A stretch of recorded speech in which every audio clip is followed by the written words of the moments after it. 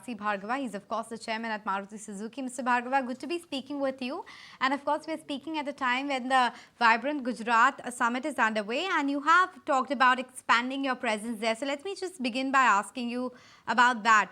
What's the rationale for picking up the same state for the next 1 million units as well? Have you been that comfortable and successful in Gujarat? Well, let me clarify. The MOU at the moment says that Gujarat is a preferred state for expansion by another 1 million units a year. Now, we have preferred Gujarat because we have already established for the first site a vendor base for all the components. These components today are catering to a demand for 750,000 cars a year. If we can make this to 2 million, there would be significant improvements in the economies of scale and therefore lower costs of production of components.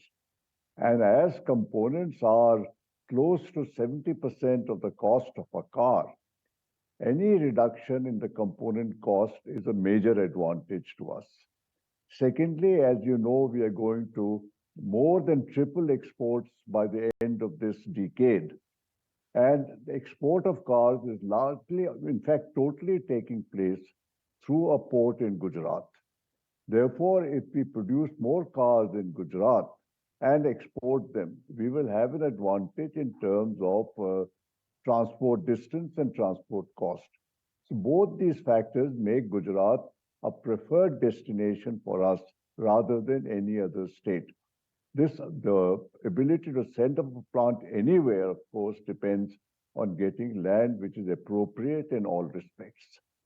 Sure, Mr. Bhargava. So Gujarat is your preferred state for investment, but overall for the passenger vehicle industry, how do you think calendar year 24 will shape up? Because there is a bit of a moderation, small car sales hasn't really picked up. Your take? There are both pluses and minuses.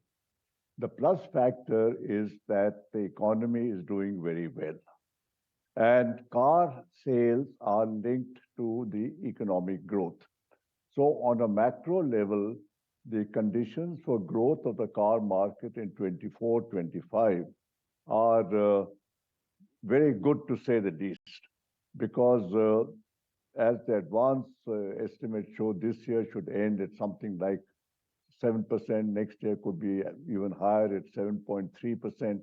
So that kind of growth should promote higher sales. You're right that because of the small car growth segment being slower, we have a negative factor there. Other positive factors are the fact that we don't expect any COVID-like situation to develop. The semiconductor situation is no longer unfavorable. And so those are the plus factors.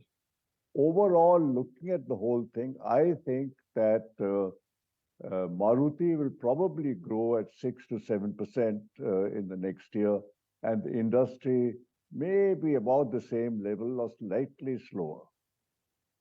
We expect to grow faster than the industry. Okay, so good to hear. 10% growth is what you're envisaging, but I wanted to specifically talk about the small car segment a bit more. When do you see that bouncing back? If you look at the growth of GDP and per capita incomes in India, they are growing at over 5%.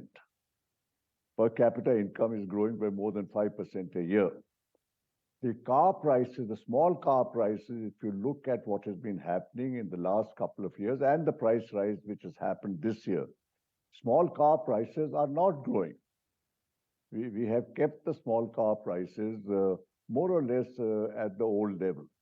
So gradually, as per capita incomes are growing while the car prices are remaining more or less stable, the affordability gap is narrowing each year.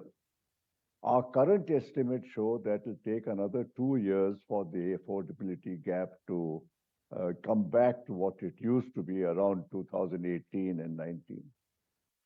Okay, so that point is taken about the small cars, but what about the rural demand? Is this showing some signs of pickup? in 23, the rural growth has been slightly faster than in the urban areas. And I expect that subject to the monsoon this year being nearer normal, better than even this year, because this year was not such a good monsoon. I hope that this 24 monsoon will be better. I think this trend for the rural markets to grow faster will continue for a long time in the future. Okay, Mr. Bhargava, on that note, we'll let you go. Thanks so much for making time and speaking with ET now. But with that, we're completely out of time on this edition of Markets at Noon as well. Thanks so much for being with us.